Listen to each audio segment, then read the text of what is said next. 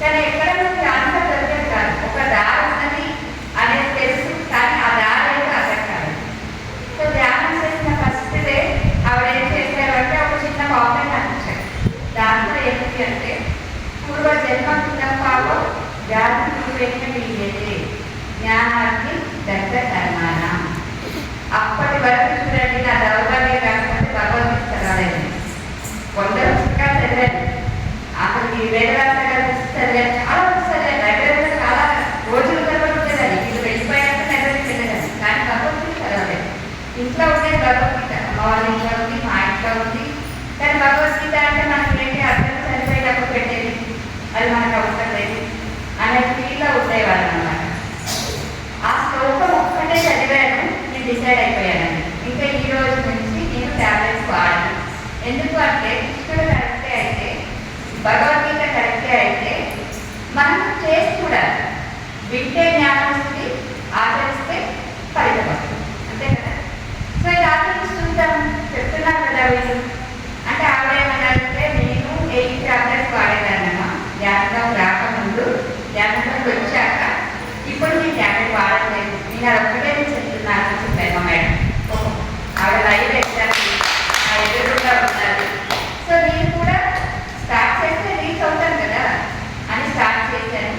So first month ఎప్పుడైతే నాకు headache every month వచ్చేది, ఫస్ట్ టైం హెడేక్ వచ్చినప్పుడు చెప్పకూడదు కదా, చెప్తే ట్యాబ్లెట్ వాడమంటారు ఇంట్లో. సో ఫస్ట్ చెప్పలేదు కాబట్టి బెడ్ ఎక్కలేదు కాబట్టి ధ్యానం చేశాను కాబట్టి 3 days బదులు 2.5 days తగ్గింది. 2.5 days నేను పడ్డాను. నాకేమి ఎక్కడ మిరాకిల్స్ లేదు నా లైఫ్లో, ఎప్పుడు నాకు ఎక్స్పీరియన్స్ లేదు, మిరాకిల్స్ లేదు, ఏమీ లేదు. 2.5 days సఫర్ అయ్యాను, తొందరగా సఫర్ అయ్యాను, వాకింగ్స్ అయ్యాయి, అన్నీ అయ్యాయి. బట్ నాకు ఏంటి ఆనందం అంటే ట్యాబ్లెట్ వాడితే 3 days పట్టేది, వాడకుండా నేను 2.5 daysలో తగ్గించుకున్నాను అని నాకు చాలా హ్యాపీనెస్. ఎందుకంటే ఇప్పటి వరకు తెలుస్తుందే అనుకున్నాను తగ్గుతుంది అంటే కర్మని తగ్గించుకోగలము అనేది ఫస్ట్ నాకు అర్థమైంది. అసలు శ్వాసను పట్టుకుంటే ఇది జరిగితే మరి జనాలన్నీ దీంట్లో కావట్లేదు. ఇక్కడ కదా పక్కన టెంపుల్ ఉండేది, ఆ టెంపుల్లో 100 మంది ఉండేవాళ్ళు, ఇక్కడ చూస్తే చాలా తక్కువ మంది, 10 మంది 5 అంతే ఉండేవాళ్ళు. ఎందుకు రావట్లేదు? అసలు ఏంటి, ఇది నిజమేనా, కరెక్టేనా? ఎంబీబీఎస్ ఎఫ్ఆర్సిఎస్ చదివిన డాక్టర్ల వల్ల క్యాన్సర్లు తగ్గట్లేదు, మరి వీటి తగ్గుతున్నాయని చెప్తున్నారు, ఎంతవరకు కరెక్ట్ అని అలా నేను రీసెర్చ్ లాగా స్టార్ట్ చేశాను. కొన్ని 100 పుస్తకాలు చదివాను, లైబ్రరీ స్టార్ట్ చేశాను. దాని తర్వాత కొన్ని 100 పుస్తకాలు చదివాను, కానీ ఏ రోజు నాకు ఏ ఎక్స్పీరియన్స్ లేదండి. కాకపోతే నా ఎక్స్పీరియన్స్ ఏంటంటే పత్రికను అడిగేదాన్ని, సార్ అందరికీ ఎక్స్పీరియన్స్ వస్తాయి, నాకు రాలేదు అంటే నేనెవరు చెప్పుకోవాలి, నాకు రాలేదు, నేనెవరు చెప్పుకోవాలి అనేవారు సార్. ఇలా కాదు సార్, మీరైతే డైరెక్ట్గా మాట్లాడతారు, నేనే ఎక్కడ నాకు ఎలా పెరుగుతున్నా నాకు అర్థం అవ్వట్లేదు అంటే, లేదమ్మా ఎక్స్పీరియన్స్ రాని స్టేజే సరైన స్టేజ్ అని సార్ చెప్పినా నేను నమ్మలేదండి. ఏదో చెప్తున్నట్టు అయినా అనుకున్నాను, కానీ ఏ ఒక్క రోజు ధ్యానం ఆపలేదు, నమ్మకం లేదు, అలాగే ధ్యానం ఆపలేదు, అలా కంటిన్యూ అవుతున్నాను. మా మదర్ కూడా ధ్యానం చేస్తాడు. కరెక్ట్గా లాస్ట్ ఇయర్ ఇదే రోజు తను వాడిపోయింది, February 21 ఇదే రోజు. అయితే తను ఎలా ధ్యానం చేసేవాళ్ళు అంటే బ్రహ్మ ముహూర్తంలో 3:30 లేచి 6 o'clock వరకు, అలా దాదాపుగా 6 to 7 years తను కంటిన్యూషన్ ఆ టైంలో ధ్యానం చేసేవారు.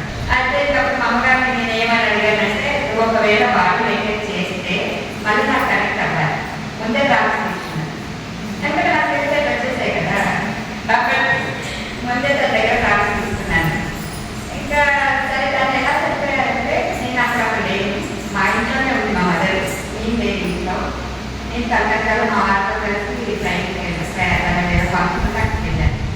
3:30 లేచి ధ్యానంలో కూర్చొని ఆవిడ అలాగే వెళ్ళాను. 5:30 మా పిల్లలు ఉంటారు, అప్పటి వరకు బాడీగా పడుకోలేదు, ఇలాగే కూర్చొని ఉంటారు. ప్రతిసారి చెప్పారు మమ్మల్ని ఆపుతున్నాను. సో నిజంగానే ఆవిడ రాకుంటాను. 2 hours చనిపోయిన తర్వాత అలాగే కూర్చొంటున్నారండి. ఏ డాక్టర్స్ కూడా ఆశ్చర్యపోయారు, ఎందుకంటే చనిపోతే బాడీ పడిపోతుంది కదా. అసలు మా పిల్లలకు అర్థం కూడా కాలేదు. జాబ్ చేస్తున్నాడు, మా కోడలు తను జాబ్ చేస్తుంది. ఇద్దరికి అర్థం అవ్వలేదు, ఎందుకంటే కూర్చోండి చల్లబడలేదు, పడిపోలేదు, మీరెవరు తీసుకోలేదు.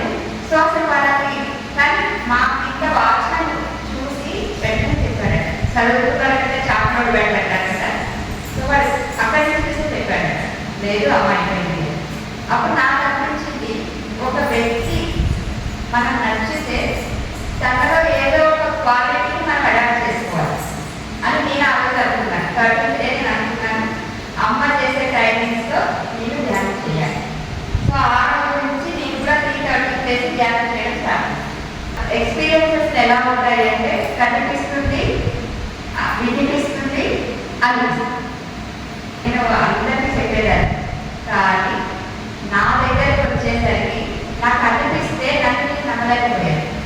ఫస్ట్ నాకు అనిపించింది ఏంటి అంటే, మా మదర్ నాకు కనెక్ట్ అయ్యి గాయత్రి జపం, 1,00,000 గాయత్రి జపం తను చనిపోయిన రోజు, అంటే తను చనిపోయిన ద్వాదశి మన పిల్లల ప్రకారం చేస్తాడు కదా, ఆ రోజు 1,00,000 గాయత్రి జపం చేయించడం అనేది నాకు అనిపించింది. అసలు నేను ధ్యానంలో ఉన్నాను, మళ్ళీ తను ధ్యానం, తను జపంలో నేను తీసుకెళ్తున్నాను. నేను నా ఏదో ఇది కరెక్ట్ కాలేను, నేనేదో అనుకుంటున్నానేమో అనుకున్నాను. తర్వాత కనిపించింది ఎల్లో శారీస్, అందరం పట్టుకొని కూర్చున్నాను.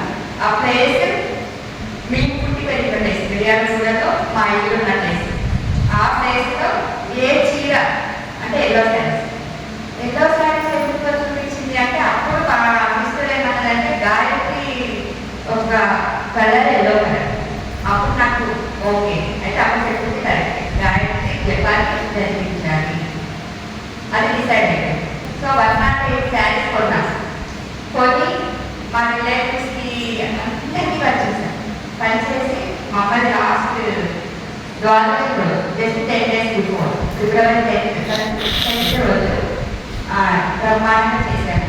అద్భుతంగా 1,00,000 గాయత్రి జపం చేశాను. ఎలాగంటే అందరూ కూర్చొని ఆన్లైన్లో జాయిన్ అయ్యారు, ప్లస్ అక్కడ ఉన్నారు. ఆ రోజు నాకు నిజంగా ఎంత అద్భుతంగా అనిపించింది అంటే, అసలు అమ్మ జపంలో ఎందుకు తీసుకెళ్తుంది అనే డౌట్ నేను తీసేశాను. ఎందుకంటే అక్కడ అనిపిస్తుంది, కనిపిస్తుంది, తెలుస్తుంది. ఈ 3 రకాలుగా ఇంగ్లీష్ స్టార్ట్ అయిపోయింది. మా నాన్నగారు ఏమన్నా చెప్తే 200 ఇస్తారు, లేదంటే 2,000 ఇస్తారు. అది అలా కాదు నాన్న, 200, 2,000 ఏంటి, ఆయన అడుగునే జరగదు, కష్టంగా మమ్మల్ని వచ్చారంటున్నావు, ఆయన ఇప్పుడు టోటల్గా సరెండర్ అంటే నువ్వు అనుకుంటావు, మాకు ఆస్తి అవసరం లేదు, నువ్వు కావాలి అంటే నేను ఆస్తి వేరే వాళ్ళకి ఇవ్వను, నీకు కావాలని నేను కావాలని ఇస్తాను, నాకు ఇస్తున్నారు, నాకు వద్దు అని. అది అయిన తర్వాత 1 week ఆయన బాడీ అంటే ఆయన ఒప్పుకోరు. యాక్చువల్గా ప్రతిసారి చెప్పారు మీ నాన్నగారు ఉంటారు అని, కానీ ఒప్పుకోరు కదా, ఆయన ఒప్పించలేదు, మనం ఒప్పుకోవాలి.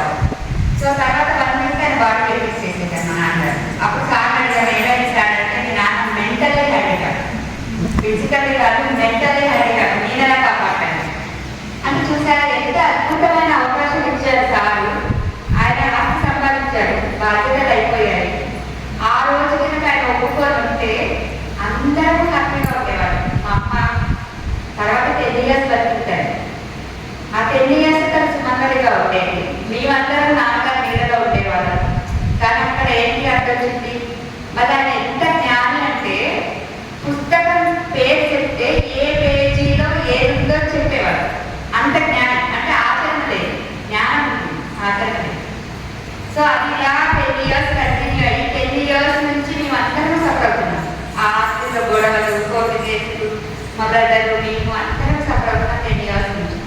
లాస్ట్ 1 year బిఫోర్ మా మదర్ దగ్గర చేసాం, కరెక్ట్గా ఇదే డేట్ ఫిబ్రవరి 21st. సో 1 month నుంచి నాకు కనెక్ట్ అయ్యి చెప్తూ ఉన్నారు. సో ఇప్పుడు నాకు అర్థమైంది ఏంటి అంటే, ప్రతి ఒక్కరికి గాయత్రి మంత్రం అనేది అది మనం ఒక స్టెప్ దిగడం కాదు, ఒక స్టెప్ ఎక్కడం. ఎక్కువసార్లు కాదు, నేనైతే 108 days చదివాను. 108 days ఒక 40 days గాయత్రి మంత్రం చదివి దాని తర్వాత ధ్యానం చేశాను. సో నేను అందుకే ఇప్పుడు గాయత్రి జపం స్టార్ట్ చేశాను. దాంట్లో పొద్దున బ్రహ్మ ముహూర్తంగా చేయాలి కాబట్టి మార్నింగ్ 4 to 5 గ్రూప్ సెషన్ ఉంటుంది. ఎవరైనా ఇంట్రెస్ట్ ఉంటే దాంట్లో జాయిన్ అవ్వచ్చు. జస్ట్ 108 days మనం చదువుతాం. ఎందుకు చదువుతాము అంటే,